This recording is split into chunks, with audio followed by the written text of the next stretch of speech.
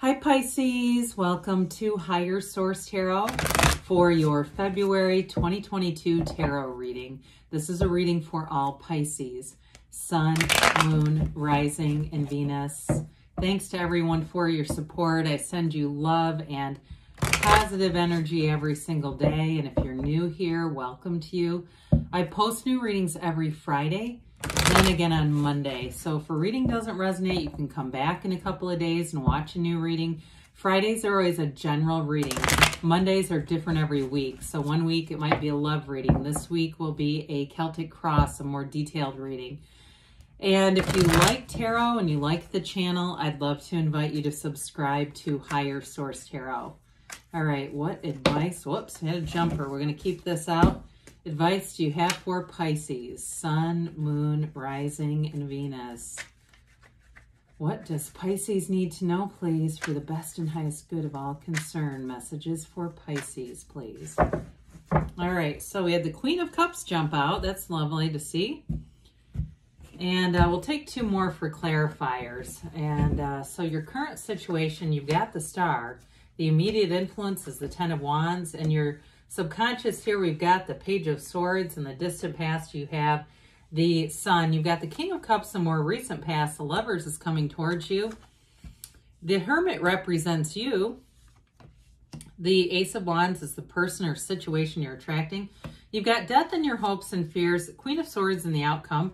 Well, I definitely feel like you're going to have a frank conversation here coming towards you. You got the, oh, this is nice too, though. You've got the Hierophant, the Nine of Pentacles on the bottom here. You've got here, let's see, 1, 2, 3, 4, 5, 6 major arcana. You know, major arcana mark major life events and transitions. And you have several here that are of transformational energy, really life-changing situations here. The Hierophant we love. I mean, it's a life partner. It's a card of deep spirituality, high moral values. It's a card of knowledge and information. It's a very, you know, in terms of relationships, it's a marriage card. So with the Queen of Cups, the King of Cups, the Lovers, and the Hierophant here, you've got a serious relationship. So if you've been separated from somebody, I definitely see a reconciliation with the Ace of Wands. And even with that Queen of Swords, it's like having a very direct conversation with somebody. The Hierophant, too, can also be about higher education. It is a devotion, though. So I just want to be clear about that. But so others of you, if it's about a work-related situation, especially with the Ace of Wands, it's like that dream job coming in, that next kind of catapult into the next part of your life, the next journey of your life. And so the Hierophant holds up his hand and says, be still and know. You also have principles here, Hermetic teachings, related to the Hermit that are know thyself. You know yourself, you know the universe. The Queen of Cups here, it's a wonderfully loving energy. It's a card of deep intuition. And, you know, so there's the spiritual aspects of the Hermit and the Hierophant here, but also too with that intuition of the Queen of Cups. So listen to your inner voice. Your higher self is your best teacher, your very best guide. And so the Nine of Pentacles comes in, and that's a card of luxury, abundance, prosperity. Nines are all about achievement gains. So those of you that the Hierophant relates more to education and learning, it's definitely leading to more money. It's going to be an increase in money for you. But I also feel like with the Queen of Cups, Cups are all about that really great life. They're you and your own energy. And so it also can be that kind of that next leg into the high, you know, the increase or the elevation. That's the word I'm looking for. Elevation in terms of work life, career life. So before we get into this too much farther, you've got Virgo, Scorpio, Gemini, Aquarius, Leo here, Taurus here. So you've got quite a few signs represented through all these major arcana, but it's really great to see. So with something here, you put in the work here, and there's going to be a payoff with the Star. The Star is wish fulfillment. Ten of Wands is definitely efforting, okay? Tens are about new cycles, though, and they're about clarity. So some of you, you may start to look at how you use your time and be more careful with it. More selective is a better way to say that. More judicious about where you're spending your efforts, where you're expending your energy, because the Ten of Wands can be a bit taxing. Continuing on at that pace, at that rate, can definitely be tiring. If it's a relationship too, where you feel like you've invested a lot and you really want to heal and mend things, the healing is here. All the healing energy that you would need is here. For others of you, though, if it's been just a difficult path in relationships and you're ready to find true love, you've got wonderful aspects for love here. So I would say either way, there's definitely an energy of being in love, but it's all about going within. That's where it begins. It all begins with you. And so the star leads into enlightenment. It's a card of revelation. It is a card too, though, you know, so you have that inner knowing that you get with the star and the Hierophant and certainly the Hermit.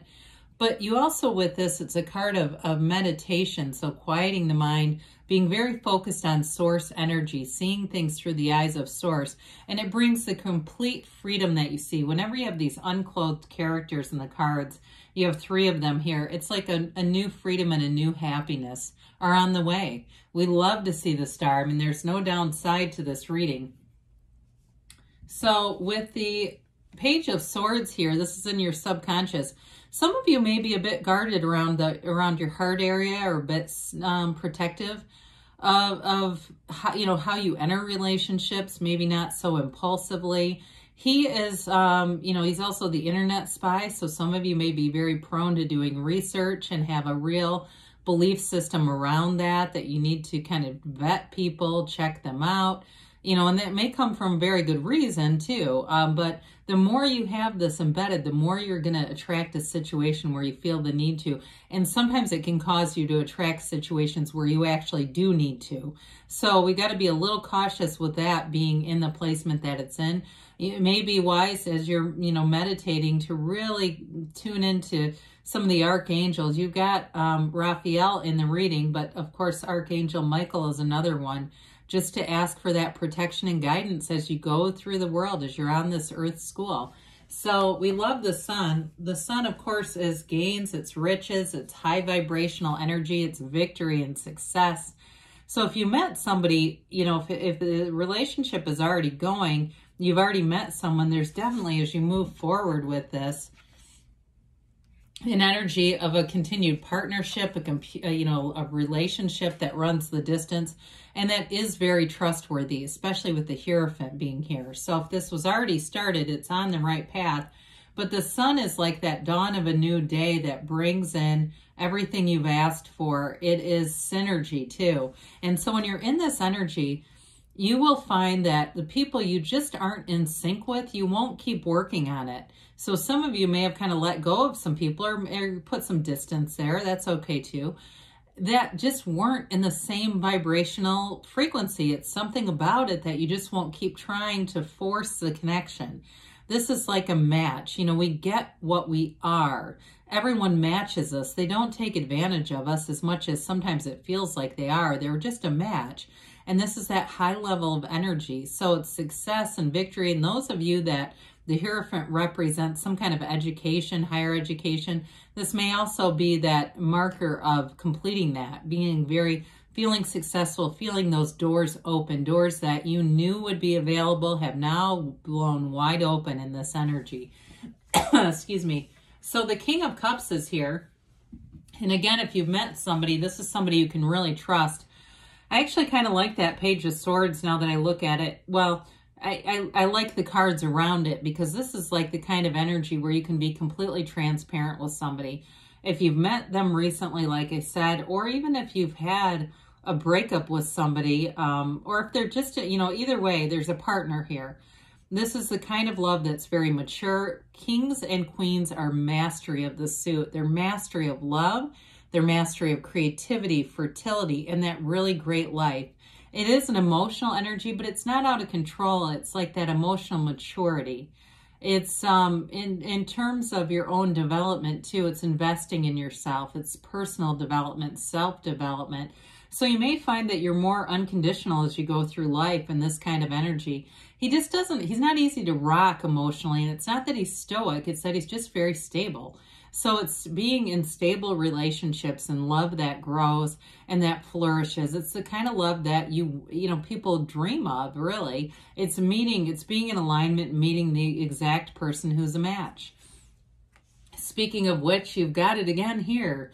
So the Lovers, we know, is an important relationship. It's that kind of relationship that is a milestone in your life. It's somebody who is a true partner, you know, an intellectual equal, I feel, that coming in, somebody who has similar humor. There's a very compatible energy here, by the way. Whoever this is that you've attracted, it's not a opposites attract feeling at all. It's very compatible, even like down to the kinds of foods and stuff that you like. There's in movies, I mean, it's like there's, and the things that are different though are still complementary. So if you're not great at technology, they are. It's that sort of thing, but it's not like your interests are so different that they make no sense together, okay? So with the Lovers though, it's a choice to love too. It's a decision to invest in a relationship. It's if there are any obstacles, it's overcoming those. But again, this is fertility too, this mountain in the background. It's also a card though that tells you that your conscious mind influences the subconscious, like we talked about here. And that subconscious is connected to the divine, so you're manifesting from that level. And you're manifesting this. You have the sun featured in the cards a couple of times. You've got cards, too, that really speak to high levels of trust, companionship, attracting the right people into your life, having, like I said, the synergy with people, so you're in sync and in flow with people. It's really a very positive energy flow here. So the Hermit gives you great knowledge, inner strength, wisdom, guidance. He says you're on the right path. He holds that lantern in the night to be your guide. And again, these are the best teachers, those inner shamans. 2 of them are here, and they're here to guide you. Now, the Hermit, too, is, I mentioned it's that principle of know thyself. And so for some of you, it may be going on that mental diet where if you find your mind is busy and it gets too crowded with negative things or just too much information, you may find that you detach yourself from some of the outlets where you're getting that input. You get quiet in this energy. It's not isolation as much as it's solitude. And it's also, I mean, it's a choice though, okay? He's not alone. He's not lonely. He may choose some solitude or be, like I said, very judicious about who you surround yourself with. I feel like it's intentional because you know who the winners are. And really, it's not that you can't help other people, but we just can't give our energy away to somebody who's not going to level up. And so with the Hermit, you'll continue to grow and develop, and it really brings in this feeling of tranquility and peace so that your boat, your boat is not rocked easily. You're not in this place of this emotional pendulum. It's like things can happen in life, but and if they go wrong, you don't go with them in this. So I mentioned before, we've got this beautiful Ace of Wands. It's passion, it's excitement, it's fire. It can be an apology. So reconciliation, folks, there is somebody who wants another start with you. And I do feel like they want a really true, fresh, clean start, like the Fool kind of energy, where they just want a brand new beginning. They don't want to go back through and, relive everything that didn't work. I feel like, especially if there's been a little bit of time, they recognize the love that they had and the passion for you. But others of you, though, Wands are initiation. So any new relationships, there's great chemistry like we talked about.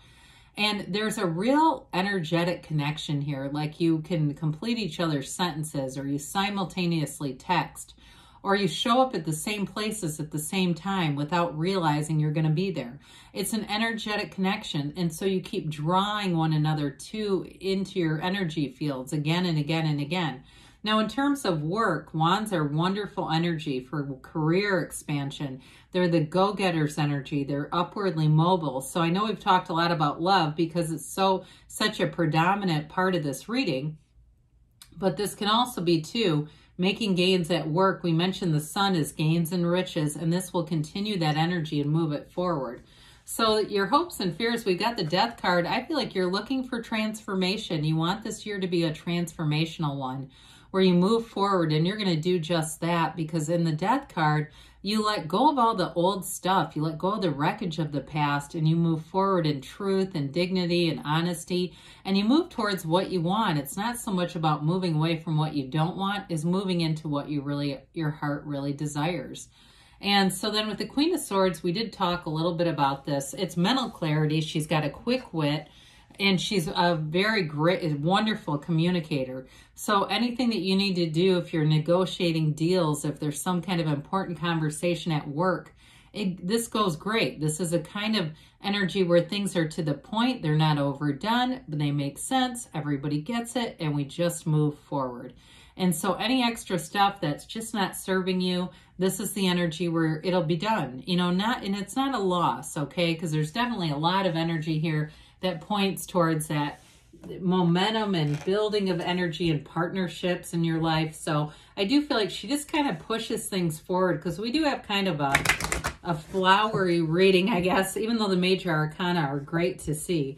I guess she gives it sort of that balancing of, she is a little bit pointed, but it gives some direction. All right, let's see here. What the angels have to say for Pisces. So we've got here abundance, okay? I'm not surprised to see that coming in for you guys. Forgiveness, again, with that Ace of Wands, there may be a bit of an apology showing up here, and you've got a golden opportunity. You've got great energy. Anything could be yours in this kind of energy in the near future.